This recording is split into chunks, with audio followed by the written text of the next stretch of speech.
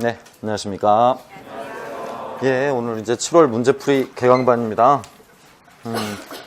수업 안내 간략해드리면, 수목금토 이렇게 진행되는 건 동일하고요.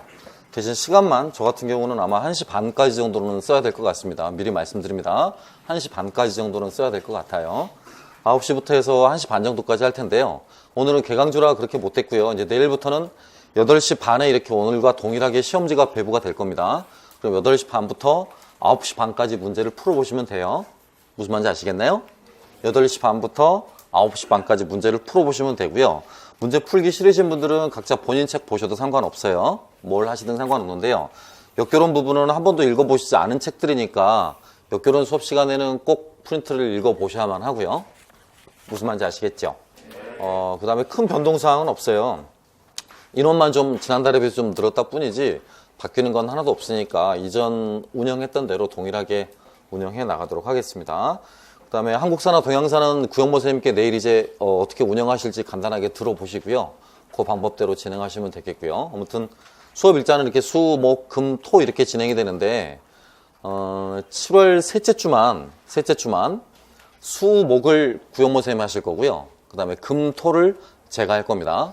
7월 셋째 주만요. 그 다음에 이번에 첫째 주에 지금 토요일 날은 수업이 없고요. 아시죠? 네. 예, 그 특별한 사정 때문에 수업이 없으니까요.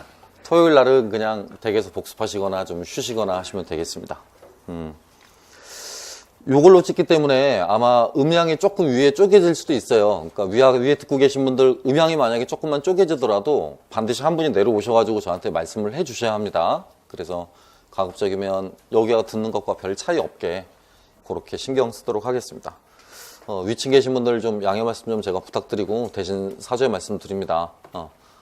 아무튼 지난한 과정을 거쳐서 이제 4주 후면 좀 넓고 쾌적하고 새로운 강의실로 이렇게 옮기고요.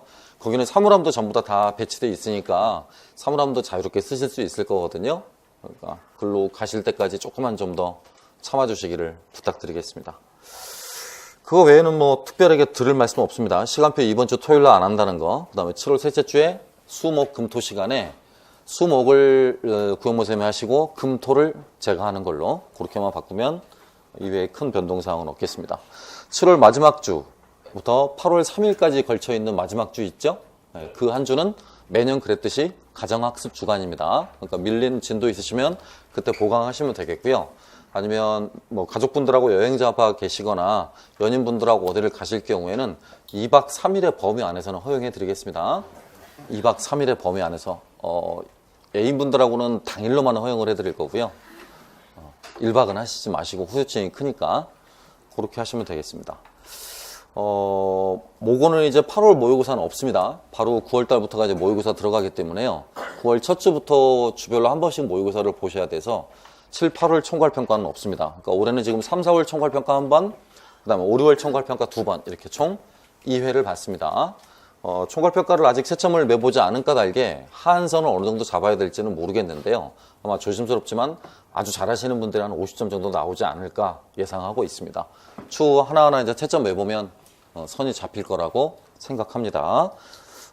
추후에 제가 상담하실 수 있는 시간들, 채점 낼 수 있는 시간들을 제가 드리도록 할 테니까 그때 오시면 되겠습니다. 기본적인 단답형들은 그 답안지 나갔던 거 있었죠? 거기에 근거해서 본인들이 채점을 메우셔야 되고요.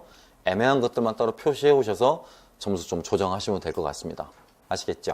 네, 아마 한 60, 70% 정도의 문항은 거의 확정적이라 채점 매시는데 크게 어렵지는 않으실 것 같아요. 자, 오늘부터 이제 새로 나온 역사교육 신간 문제를 풀 텐데요. 7, 8월 달에 한 50%를 풀 거고요. 9, 10월 달에는 50%를 풀 텐데 7, 8월 달은 워밍업이기 때문에 개론서에 있는 내용들을 충실히 이해하자라는 차원에서 주로 기입형 문항들을 위주로 냈습니다. 하지만 9, 10, 11월 문항 같은 경우는 실전형 문항으로 전환시켜서 개론서에 있는 내용들을 내도록 하겠습니다. 오늘 첫 번째 시간에 저와 같이 풀어볼 문제는 요겁니다. 2017학년도에 나왔는데요. 김한주 교수가 내신 그 서울대학교 출판부에서 낸 요 책 제목이 이렇습니다. 민주사회와 시민을 위한 역사교육이라는 책입니다. 분량이 제법 두껍죠? 오늘 나갔던 문제가 빠짐없이 다 들어가 있는 거니까요. 이 책을 굳이 읽어보실 필요는 없을 것 같고 오늘 나간 프린트만 열심히 반복해서 읽어보시면 되겠습니다. 또 하나 주의하실 점은 여러분 프린트에는, 배부된 프린트에는 이렇게 제 프린트처럼 지금 별표 표시가 안 되어 있습니다. 제가 저쪽으로 갈까요? 그리고 답도 없죠? 그죠? 제 프린트에는 이렇게 별표 표시된 부분이 있고 밑에 답이 쓰여져 있습니다. 그러니까 제가 중요도를 표시해 놓은 거니까요. 중요하다라고 하는 부분들은 이렇게 별도로 체크하시기 바래요. 무슨 말인지 아시겠죠? 해설할 때 받아 쓰셔야 될 내용도 조금 있어요. 많지는 않고요. 조금 있습니다. 그럼 받아 쓰셔야 될 내용들도 공간 배분 잘 하셔서 받아 쓰시기 바라고요. 알겠습니까? 네. 혹시 이제 한 3분 정도만 제가 시간 드릴 테니까요. 반 운영과 연관해서 뭐 궁금하신 점이 있으십니까? 아니면 뭐 건의사항이라도. 없으시죠? 오늘 저 새로 오신 분이요. 저 처음 보신 분 손 한번 들어보시겠어요? 네, 이렇게요. 높이. 생각보다 몇 분 안 되시네요. 그죠? 이미 화면으로는 뵀죠? 그죠?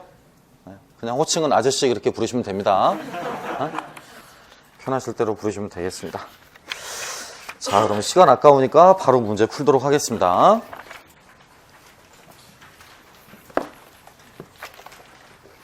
책 안내를 잠깐만 해드리고 그렇게 하고 풀도록 하겠습니다. 네, 실제로 이 책은 역사교육 3대 학회지 플러스 사육과 교육지에 이미 2007년 이후부터 2012년까지 다 게재되었던 글들입니다.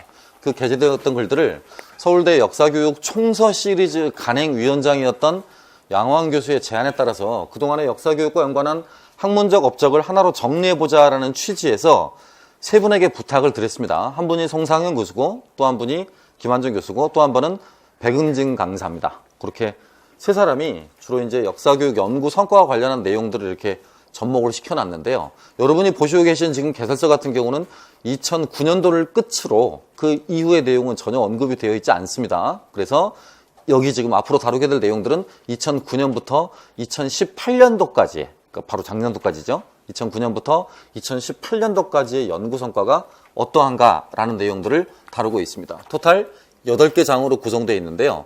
8개 장 가운데 시험 문제 사례로 출제될 수 있는 장은 3챕터입니다. 사례로 출제될 수 있는 장은 3챕터예요. 실제 중고등학교 역사 교과서에 들어와 있는 사례들을 주로 많이 쓰고 있고요. 한국사 부분의 사례도 굉장히 많습니다. 그래서 그런 사례들은 9, 10월달 문제풀이에 빠짐없이 다 담아낼 겁니다. 혹시나 또 이런 책을 사셔가지고 읽어보시는 우를 범하지 않기를 바라요. 읽어보시는 우를 범하지 않기를 바란다고요. 지금부터 다루게 될 앞으로 3주 동안의 문제는 시험 문제 한 문제는 나올 수 있지만 그 이상은 확실히 저도 장담할 수 없습니다. 그러니까 2문제가 될지 3문제가 될지 솔직히 말씀드리면 제가 전에 듣기로는 2, 3문제 정도 될 거다라고 전에 들었지만 그건 출제진의 경향에 따라서 얼마든지 뒤바뀔 수 있는 부분들이니까요.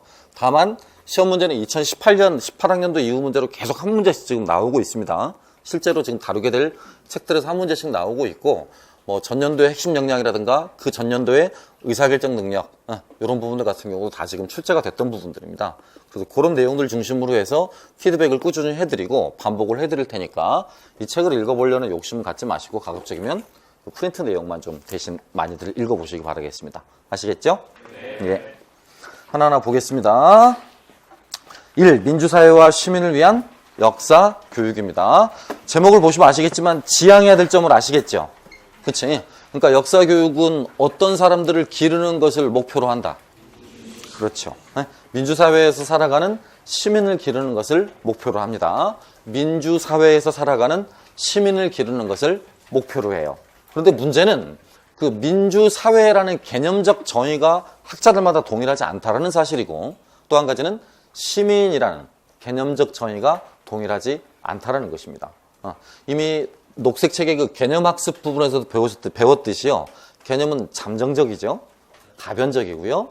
다층적입니다. 자, 2층만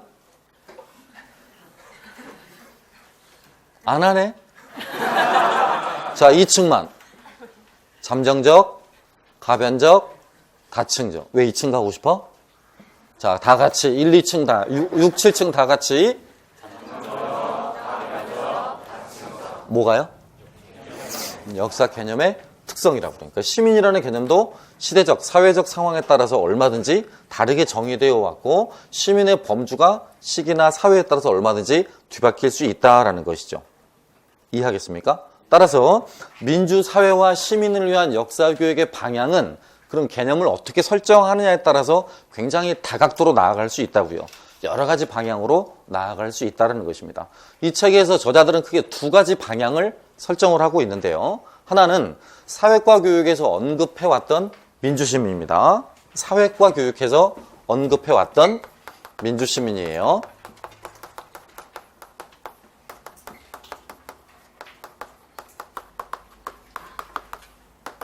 물론 당연히 사회과 교육에서 언급해왔던 민주시민은 이런 개념이 되겠죠. 시티즌이 되겠고요. 민주시민성 또는 민주시민의 자질이라고 하는 표현은 이렇게 붙어야 맞을 겁니다. 시티즌십의 배양이다 라고 해야 맞겠죠. 저것이 해방 이후에 우리나라에 바로 도입이 됐다고 그랬잖아요. 미국의 콜로라도주 교육과정이 교수 요목이 우리나라에 도입되면서 교수 요목기 시대를 대체하게 됐다라는 표현들도 들어봐서 잘 아실 거고요. 그럼 여기서 말을 하는 민주시민의 자질, 민주시민의 자질은요, 앵글과 오초아라는 학자들이 이미 밝혔듯이 1950년대부터 1960년대에 걸쳐서 크게 두 가지로 이렇게 나눠졌었습니다. 한 가지가 의사 결정 능력의 신장이었고요. 이것이었죠. 곧 의사 결정 능력이라는 건 개인 문제겠습니까? 공공의 문제에 있어서의 의사 결정이겠습니까? 그렇습니다. 공공의 문제에 있어서의 의사 결정이라고 할 수 있죠. 그 1950, 60년대 미국 사회의 혼동기에 미국 사회 제반 전역에서 나타나고 있던 흑인 문제, 인권 문제, 성적 소수자 문제, 또 다문화 문제 이런 문제들 한꺼번에 아우러져서 미국 내에 폭발적으로 증가를 하게 됐고요. 그럼 공공성과 연관한 문제들을 어떻게 풀어나갈 것인가라는 것이 학교 교육의 지상 과제가 됐었어요. 공공선이라고 부릅니다. 공공선이요. 영어로는 common goods라고 부릅니다. 이렇게 쓰기도 하고요. 우리말로 쉽게 바꾸면 공공선이라고 한다면 모든 사람들이 공적으로 추구해야만 하는 이상적인 가치 이렇게 생각하시면 돼요. 모든 사람들이 공적으로 추구해야만 하는 이상적인 가치 그런 부분들을 공공선이라고 하겠죠.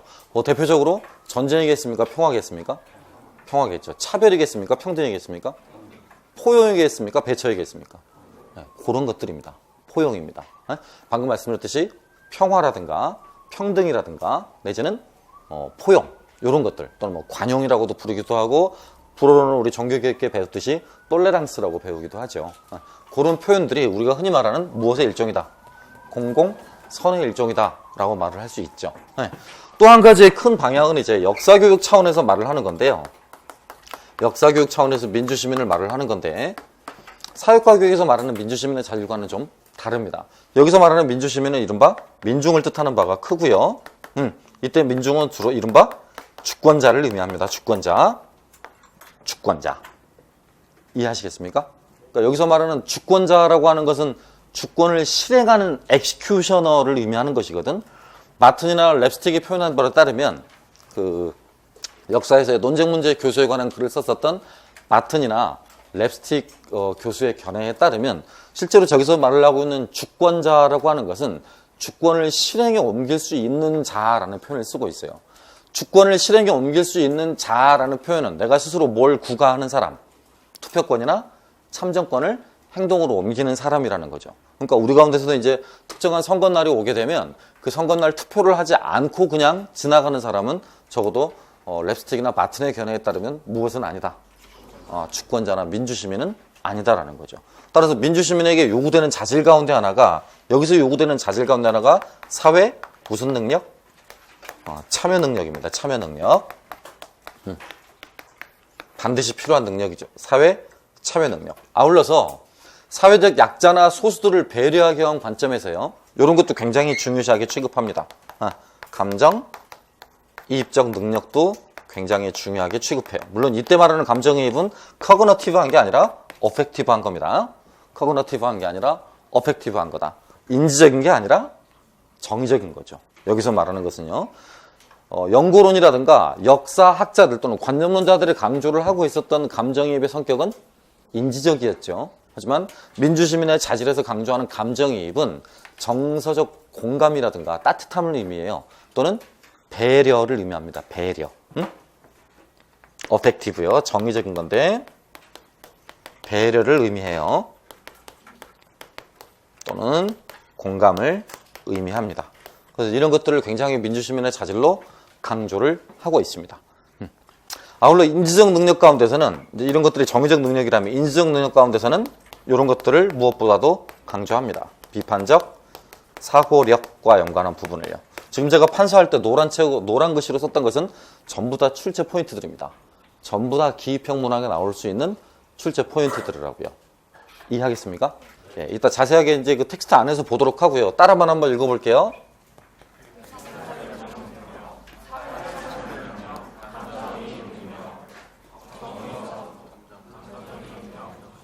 위층 따라 합니까? 정의적 감정이입 능력.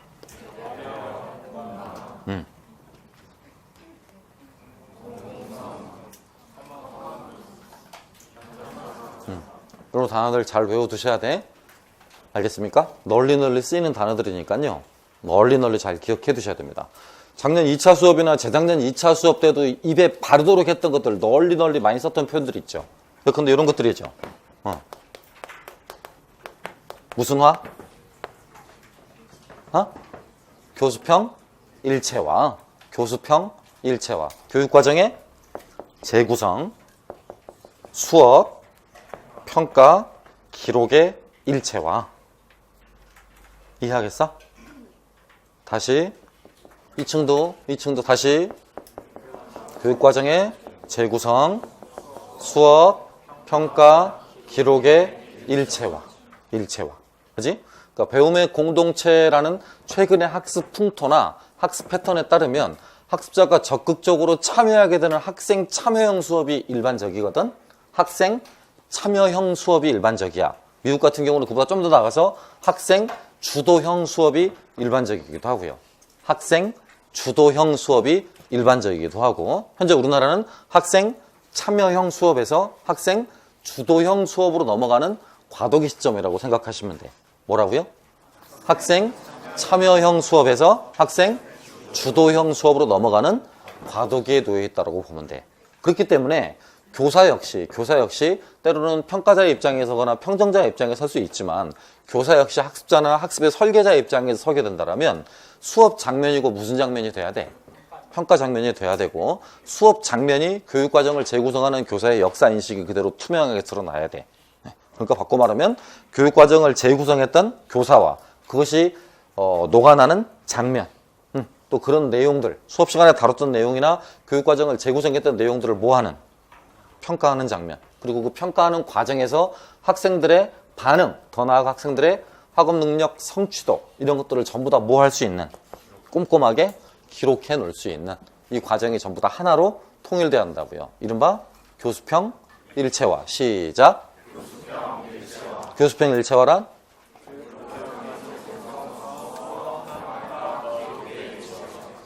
학교 교육 과정의 실현에 있어서 교육 과정을 재구성할 뿐만 아니라 또 수업, 평가, 기록을 일체화시키려는 노력을 의미한다. 이해하겠습니까? 무슨 말이지? 이런 것들도 머릿속으로 굉장히 잘 기억해 두셔야 되겠습니다. 자, 차근차근 하나씩 봐보겠습니다. 1번입니다. 별표 3개짜리입니다. 굉장히 중요한 부분이고요. 어느 정도 중요하다라고 말을 해줄 수 있냐면, 역사의식 연관에서 뭘 외우고 있지? 학자 누구 외우고 있죠? 그렇죠. 루이젠을 외우고 있죠. 그만큼 비중이에요. 여기 나와 있는 누가? 바턴과 랩스틱이라는 사람이요. 바턴과 랩스틱이라는 사람이요. 따라서 그 사람들이 생각을 하고 있는 역사 교육을 바라보는 관점을 뭐라고 부른다? 영어로 스탠스라고 하죠. 스탠스요. 읽어봐. 스탠스. 실은 스탠스는 우리말로 직역을 하게 되면 영어 쪽에서는 뭐가 좀 가까워? 비정이라는 말이 가까워. 비정. 그러니까 위치 정하기라는 말이 제일 좋다고. 위치 정하기. 그렇죠? 남녀 관계에 있어서 뭐 스탠스를 잡는다라고 치면, 내가 남녀 관계에 있어서 주도권을 쥔다, 또는 여자친구가 주도권을 쥔다라고 할 때 스탠스 정하기라고 표현도 하고요.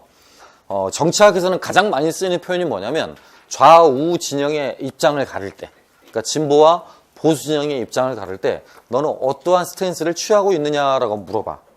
이해하겠습니까? 그러면 나는 미국 쪽에서는 나는 컨서버티브하다, 나는 프로그레시브하다, 이렇게 서로 딱딱 명명하고 나는 진보다, 나는 보수다라고 정하기 위한 자기 나름의 관점에 따른 위치 비정을 스탠스라고 해요. 자기 나름의 관점에 따른 위치 정하기를 스탠스라고 부른다고. 알겠습니까? 자기 나름의 관점에 따른 위치 정하기, 그걸 스탠스라고 부른다고요. 이렇게 마턴과 랩스틱은 역사교육을 바라보는 관점을 입장, 스탠스라는 용어로 표현하는데요. 역사를 공부하는 사회문화적 입장을, 역사를 학습하는 사회문화적 입장을 동일시, 분석, 도덕적 반응, 전시, 네 가지로 구분한다라고 써 있습니다. 앞머리만 따봐. 동, 분, 도, 전. 그렇게 외워야 돼. 동, 분, 도, 전. 나올 거라고 제가 생각하고 있는 부분이거든요. 그래서 별표 3개 했습니다. 3개. 역사를 공부하는 사회문화적 입장이 어떤 내용을 말하는 거냐라고 생각해보면요. 여러분이 보셨던 책 안에서는 역사를 학습하는 목적이라고 생각하시면 돼. 역사를 학습하는 목적이요. 그러니까 마튼이나 랩스틱도 역사를 학습하는 목적을 크게 몇 가지로 나누는 셈이다. 그렇지. 4가지로 나누는 셈이죠. 4가지 앞머리 따서 어떻게 외운다고요? 동, 이층, 동일시, 분석, 2층, 분석, 따라하냐? 셋, 도덕적 반응, 넷, 전시, 도덕적 반응, 전시. 자, 안 보시고, 여기서 말하고 있는 마튼과 랩스틱이 말을 하고 있는 역사학습의 사회문화적 배경 또는 역사학습의 목적 몇 가지다? 네 가지다. 뭐? 다시 뭐? 동일시, 분석, 도덕적 반응, 전시. 시작. 역사학습을 바라보고 있는 각자의 관점에 따른 위치 비정 뭐라고 한다? 동일시 스탠스. 역사학습을 하기 위한 사회문화적 환경을 마튼과 랩스틱은 4가지로 구분하고 있다. 4가지는? 동일시, 분석, 도덕적 반응, 전시. 그렇죠. 동일시, 분석, 도덕적 반응, 전시. 오늘은 이거 하나만 정확히 외워가도 돈 버는 거다. 4가지다. 마튼과 랩스틱이 말을 하고 있는 역사학습의 사회문화적 배경 또는 이유 또는 역사학습의 목적 이루셔야 된다고요. 알겠습니까? 4가지 외울 수 있겠어? 4가지 외울 수 있겠어? 자, 외워봐. 동일시, 분석, 도덕적 반응, 전시. 그렇습니다. 다 외우셔야 돼. 아시겠죠? 예. 먼저 동일시는 학생 자신과 과거 사람, 그 다음에 사건들을 하나로 생각하는 것이다. 이 입장에서는 무엇의 획득이 역사교육의 목적이다? 그걸 답으로 쓰라고 할 수도 있어. 무엇의 획득? 정체성의 획득. 그럼 정체성의 획득이라고 했으니까요. 학생 자신과 과거 사람을 하나로 생각함으로써 뭘 갖고자 하는 거야? 연대감을 갖고자 하는 거겠지? 연대감. 그림으로 그리면 이런 거잖아. 이렇게 보면 이게 현재고 이게 과거라면 현재를 살아가는 학습자가 있을 거고 과거를 살았던 역사적 인물이 있겠죠? 그쵸? 그럼 요것과 요걸 서로 어떻게? 같다고요. 같다고 취급을 한다라는 거죠. 그치? 그러면 이 사람과 내가 어떤 부분에서는 같아 또는 어떤 부분에서는 동일하다라는 사고방식은 이 사람과 나의 연대의식을 갖추고자 함일 거 아니에요. 그치? 그러니까 이때로부터 지금까지 이어지고 있던 뭐가 있다. 이때로부터 이때까지 이어지고 있던 뭐가 있다. 우리 역사학습할 때 많이 배웠잖아. 4,000년 전에 뒤져버린 사람하고 지금 나하고 핏줄이 같다. 이런 헛소리 하고 있잖아. 무슨 성? 정체성이라고. 정체성. 알겠습니까? 응? 따라서 이 입장에서는 정체성의 획득이 역사교육의 목적이다. 그게 시험 문제 나올 수 있을 거라고요. 기출 풀어보셨으니까 감을 잡겠지? 내리 연달아 역사교육의 목적 관련한 부분으로 시험 문제 많이 나오죠? 그치? 이제 역사교육 목적 논의는 이게 마지막이야. 이게 끝이라고. 이 이후로 관련해서 새롭게 나온 이론이나 학설이 없어요. 우리 기출되었던 앞에 역사교육의 목적과 연관하는 학자들 누구 있었어? 역사교육의 내재적 가치를 강조했던 리가 있었죠, 리. 학교교육의 목적을 강조했었던 화이트가 있었죠. 그죠? 실천적인 역사학습의 수단으로서 사회 비판적 기능을 육성하고자 했었던 정현백 교수가 있었고요. 자유로운 민주시민의 자질, 이걸 강조했었던 이진우 교수가 있었죠. 그쵸? 어쨌든 그쪽 계통은 시험 문제가 나와버렸으니까요. 이제 시험 문제 나오지 않은 또 하나의 사례. 우리 방금 배웠던 바튼과 랩스틱. 바튼과 랩스틱이 바라보고 있었던 역사교육을 바라보는 관점. 뭐라고 표현한다고요? 관점? 스탠스라고 표현한다고. 스탠스라고요. 그리고 왜 역사를 학습하느냐라는 사회 문화적 입장을 몇 가지로 나눠볼 수 있다? 한 번 더 시작. 미안합니다. 한 번만 더 시작. 네, 그렇게 네 가지로 구분한다고요. 첫 번째 지금 우리 뭐 했어? 동일시. 현재를 살아가는 학습자가 과거의 역사적 인물과 나를 뭐 하는 거? 같다고 보는 것. 따라서 과거 인물과 나가 연대를 중요시하는 것이고 그를 통해서 특정한 정체성을 형성하고자 하는 것이 동일시다. 알겠습니까? 키워드 동일시. 정체성의 획득이 역사교육의 목적. 그 다음 두 번째입니다. 분석이에요. 분석. 분석적 입장은 역사적 사건의 이것을 파악하는 것이다. 인과관계를 파악하는 것이다. 인과관계. 무엇이 원인이고 무엇이 결과인가. 사건들의 원인과 결과를 파악하는 것인데요. 인과관계를 파악하려면 역사의 전개 과정과 사실들 간의 관계를 이거하고 분석하고 역사적 행위를 비판적으로 생각해야 된다. 따라서 사회개혁을 추구하는 사람들이 이런 입장의 역사교육을 지지한다. 사회교육, 사회개혁을 추구하는 사람들이 이런 입장의 역사교육을 지지한다. 진보야, 보수야? 진보죠. 여러분이나 저 같은 생각이라고 볼 수 있죠? 이해합니까? 키워드 찾아봐. 인과관계 파악, 인과관계 파악. 또 키워드 찾아봐. 사회개혁, 사회개혁. 역사를 공부하는 사회문화적 입장 가운데 두 번째 입장이었던 분석이다.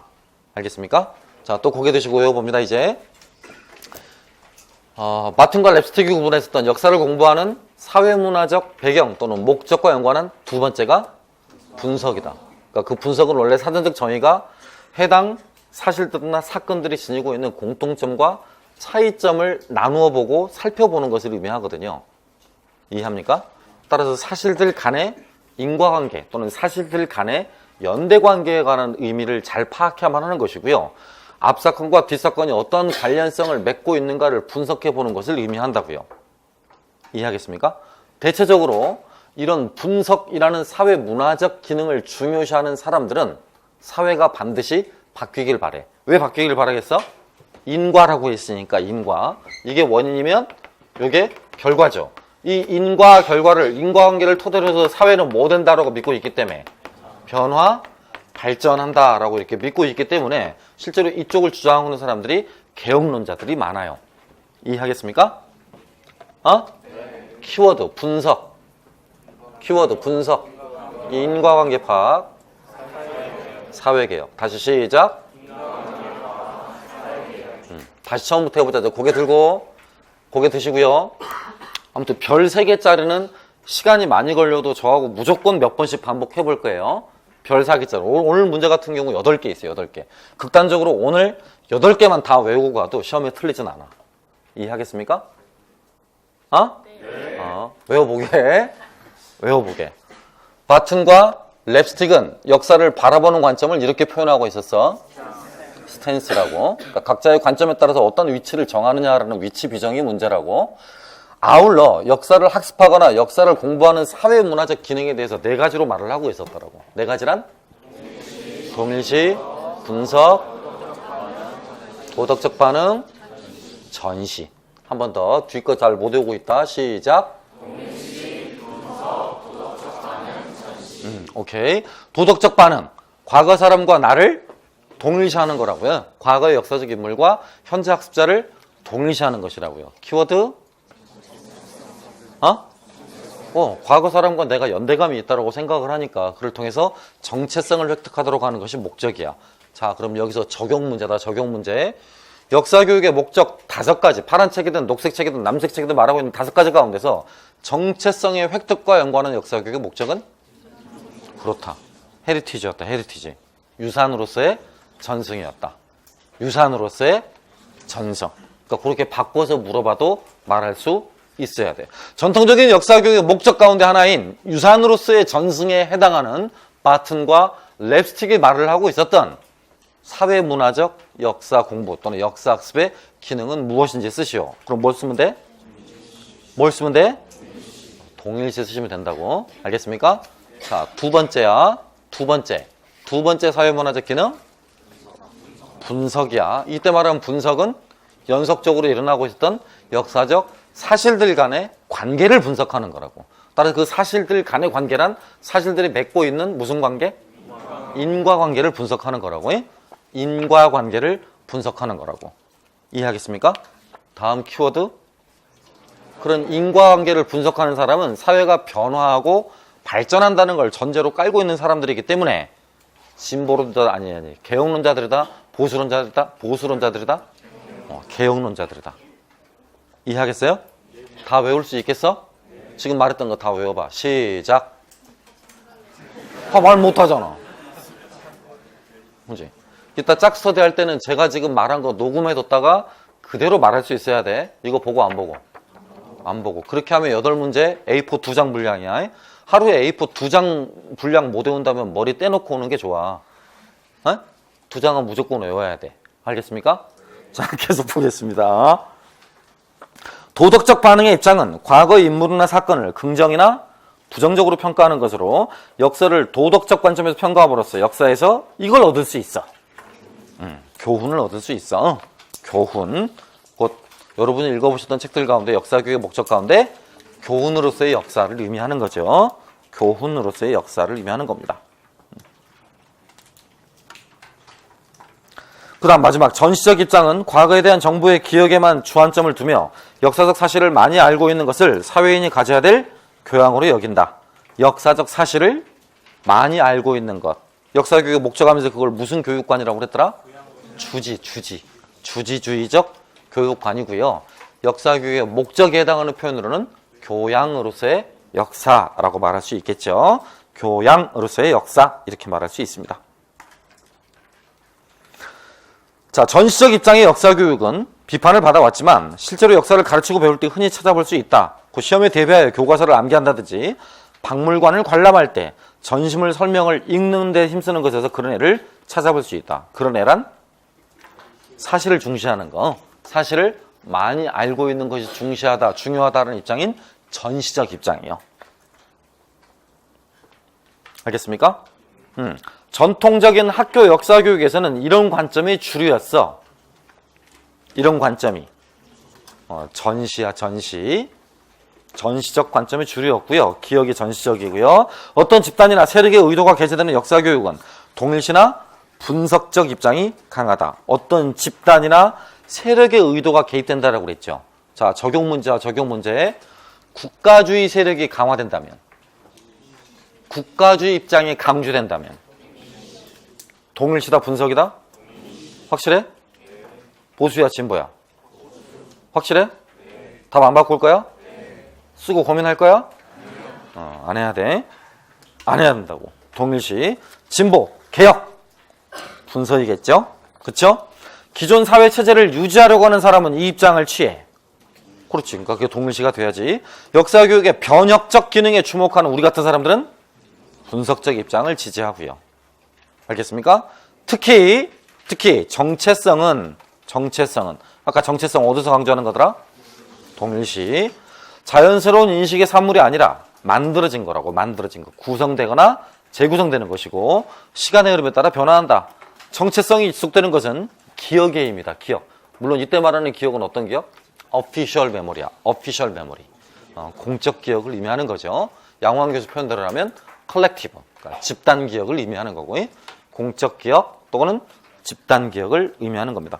공식 기억, 공적 기억 똑같은 말이야. 시험 문제 나오게 된다면 어떤 걸 답으로 써도 상관없어. 공식 기억, 공적 기억. 알겠습니까? 이런 기억을 지속시키는 것이 바로 무엇이다? 역사 교육이다라고 그랬습니다. 자, 1번 외우실 수 있겠어? 또 한번 말씀드리지만 별표 3개짜리야. 시험 문제 1순위니까 잘 아셔야 되겠습니다. 2번. 그렇게 안 중요해. 가볍게 읽어보시기만 하면 돼. 아래와 같은 현상을 첨가해 미치진 부분을 지향하는 역사교육의 목적이 무엇인지 쓰시오 그랬습니다. 6.25 전쟁이 1950년에 일어났다는 사실을 왜 알아야 할까? 1950년에 일어났다고 말하지 못한 학생들 중에서 51년이나 52년이라고 답한 학생은 얼마나 될까? 만약 다수의 학생이 51년, 52년에 일어났다고 기억하고 있으면 언론이나 정치권에서 그렇게 호들갑을 떨 만큼 큰 문제일까? 전쟁의 시작, 즉 누가 총을 쏘았는가에 초점을 맞춰놓은 관점에서 보면 6.25 전쟁이 일어난 날짜는 매우 중요하다. 먼저 침공을 했는지가 전쟁의 가장 중요한 원인이기 때문에 그렇다. 전쟁이 50년 6월 25일에 일어났다는 것은 사실이지만 전쟁이 북한의 남침으로 시작되었다는 사실을 가장 중요시하는 것은 이것이다. 스탠스야, 스탠스. 관점이며 해석입니다. 6.25를 언급할 때마다 일어난 날짜를 앞세우는 것은 역사 해석을 독자에게 전달하는 수단이며 6.25 전쟁의 기억이야. 그럼 아까 말한 이 기억이 앞장에서 제가 오피셜이라고 했었지. 무슨 기억? 공식 기억, 공적 기억이라고. 그러니까 국가적 기억을 강요하는 자들은 날짜를 그렇게 강조를 해. 50년 6.25 이렇게 해요. 알겠습니까? 그러니까 제가 가끔 여러분께 그런 말씀 드리잖아. 뭐 카페에 올라온 답이라든가 여러분 질문하신 거 보면 막 사건의 선후관계를 따지시느라고 여러분 연도 굉장히 중요하시잖아요. 그쵸? 그러니까 연도를 그렇게 집착하는 사람은 꼭 외워야 될 사실이 있다라고 가정을 하는 거지. 역사에서 꼭 외워야 될 사실이 있다라고 강조하는 거지. 근데 그런 사람들일수록 뭐를 소홀히 할 영향이 커? 그 사실들 간의 관계를 추적하는 탐구 능력의 배양을 소홀히 할 확률이 커. 또 그를 토대로 해서 사료에 남아있지 않은 부분을 유추할 수 있도록 하는 상상력을 배양하는 학습활동을 소홀히 할 확률이 커. 곧 여러분 가운데서도 대부분 사실에 집착하는 사람들은 학교 안에서 교사 중심의 수업을 진행할 확률이 압도적으로 높아. 그러니까 제가 항상 상담할 때도 너무 집착하지 마라. 그런 디테일한 부분까지는 시험 문제 안 나온다. 선다형일 때는 순서대로 배치하는 문제가 나왔어서 그런 부분을 열심히 공부를 해야 되는 게 맞았지만 주관식으로 바뀐 뒤 이후 문항에서는 연도 같은 거에 너무 집착할 필요는 없다. 알겠습니까? 그 말은 즉슨 앞으로 연도는 저한테 물어보지 말고 인터넷에 물어봐라. 아시겠죠? 에? 실제로 그래, 실제로. 그러니까 뭐 이미 역사적 사실이 차지하고 있는 중요성을 지나치게 강조하면 나타나는 부작용은 40년 전부터 연구가 되어 왔는데요. 현재까지도 그런 극복이 이루어지지 않고 있죠. 그런 관행 자체가 극복이 이루어지지 않고 있다고요. 그러니까 그만큼 여러분이 역사학습을 하면서 역사적 사실에 대한 강박이 심하다라는 걸 엿볼 수 있는 대목이에요. 알겠습니까? 역사적 사실에 대한 강박이 심하다. 곧 공식적 기억을 부정하자고 말을 하면서도 공식 기억에 길들여져 있다라고 생각하시면 되겠습니다. 마저 읽어보겠습니다. 사실을 가장 중요시하는 것은 관점의 해석이다. 6.25 전쟁을 언급할 때마다 일어난 날짜를 앞세우는 것은 역사 해석을 독자에게 전달하는 수단이며 6.25 전쟁의 기억이다. 6.25 전쟁은 사회 구성원에게 다양한 의미로 다가온다. 정치가, 군인, 농민, 여성, 어린이가 경험한 전쟁은 서로 다르다. 곧 기억의 무슨 성? 다층성이지. 다층성. 기억을 하고 있는 사람들마다 기억이 다양할 수 있다는 이야기죠. 전쟁이 몇 년, 몇 월, 며칠에 일어났는지를 강조하면 전쟁의 역사성이나 대중에게 주는 의미는 축소된다. 학생들이 6.25 전쟁이 일어난 해를 모른다는 사실을 둘러싼 사회적 논란의 과정에서 전쟁의 다양한 의미는 사라지고 무엇만 남는다? 단일한 해석과 기억만이 남는다. 그렇죠? 그럼 이렇게 한번 생각해 보시고 봐봐. 우리 전통적인 교과서의 서술 형식은 어떻게 됐었죠? 전통적인 교과서의 서술 양식?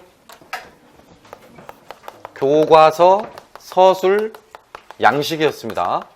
그럼 텍스트의 유형을 이렇게 두 가지로 나눴었잖아. 텍스트의 유형을 두 가지로 나눴었죠.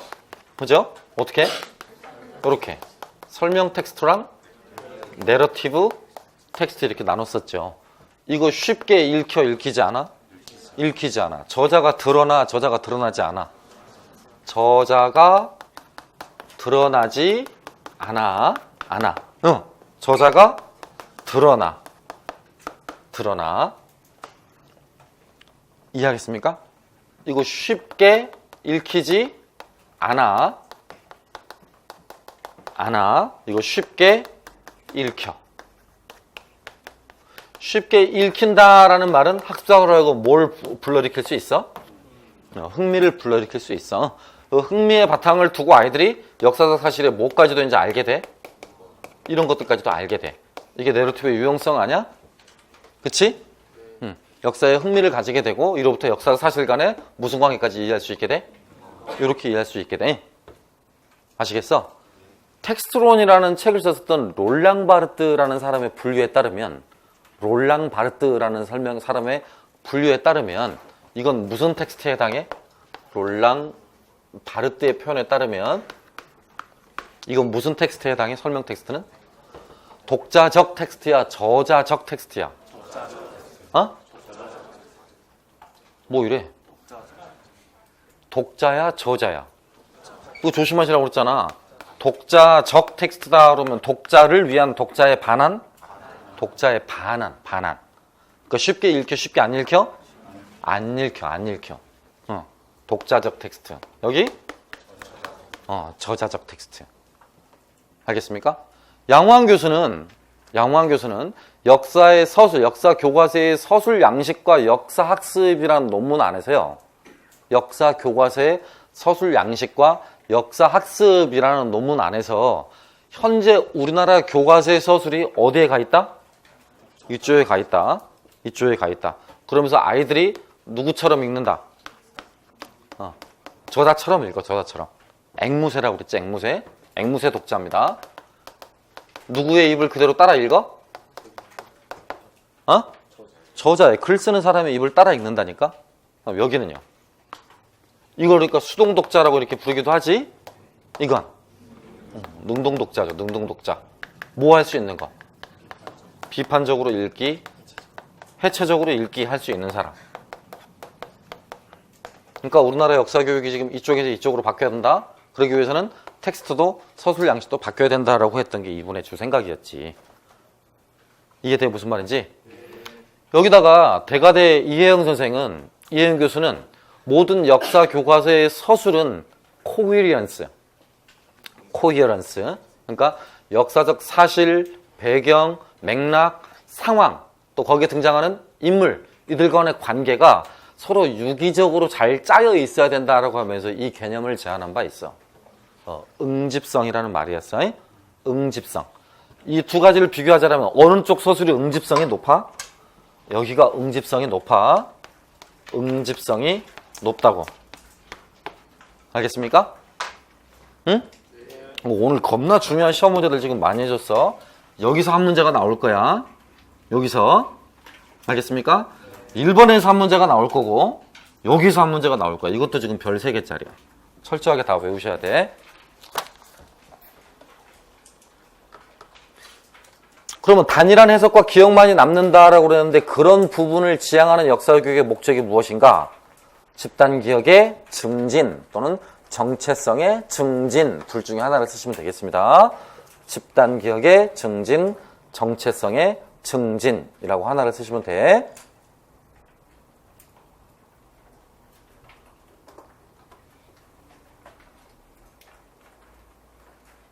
알겠죠? 3번, 그것도 별로 중요한 문제는 아니야. 3번, 밑줄 친 부분과 같은 현상이 전제하고 있는 교과서 내용에 대한 믿음이 어떠한지 서술하시오라고 그랬습니다. 지문 한번 읽어보죠. 학교 역사 교육의 가장 중요한 도구는 교과서다. 한국의 현실에서 교과서는 모든 과목에서 중요한 역할을 하지만 역사 교육에서는 그 비중이 더욱 크다. 역사 텍스트가 주로 언어에 의존하는 데다가 텍스트 내용 자체가 학습 내용이 되는 경우가 대부분이기 때문이다. 원론적으로 말하면 교과서는 학교에서 가르치고 배우는 데 사용되는 교재다. 그렇지만 교과서는 학생들에게 교과 지식만을 전달하지는 않는다. 교과서는 사회상을 반영하며 사회적 변화나 분위기와 긴밀한 관련을 가진다. 교과서적이다 라는 말에서 표현할 수 있듯이 살펴볼 수 있듯이 사회에서 교과서는 모범적이면서도 통일적인 사실을 전달하는 텍스트로 인정받아왔다. 그죠? 역사적으로 치자면 그게 무슨 역사 해석이라고 부르는 거야, 흔히? 스탠다드라고 부르죠, 스탠다드. 무슨 역사 해석? 표준적 역사 해석. 요게 대체적으로 공식적 역사 해석이 되거든? 이때 말하는 이 역사 해석을 이렇게도 바꿀 수 있으니까 똑같은 말이 돼. 국사 교과서 안에 쓰여져 있는 내용은 뭐가 되고 말아? 공식적 기억이 되고 말아. 공식적 기억이 되고 만다고. 그러니까 이 땅에서 대한민국의 역사를 배우는 모든 사람들이라면 교과서 내용은 따라야 될 진리이자 따라야 될 절대적 준거 또는 기준이 된다라고 볼 수 있죠. 이해? 옳은 생각인 것 같아? 아닌 생각인 것 같아? 절대적 기준이 어디 있어, 교과서가. 그쵸? 그런 생각 자체가 잘못된 거죠. 그리고 문제에서 봐봐. 문제. 교과서 내용에 대한 믿음이 어떠한지 쓰시오라고 그랬잖아. 그치? 그럼 교과서 내용에 대한 믿음을 어떻게 갖고 있어? 학문적이거나 사회적으로 합의된 내용이라는 믿음을 갖고 있어. 교과서 내용이 학문적, 사회적으로 합의된 내용이다. 교과서 내용이 학문적, 사회적으로 합의된 사실로 보려는 경향입니다.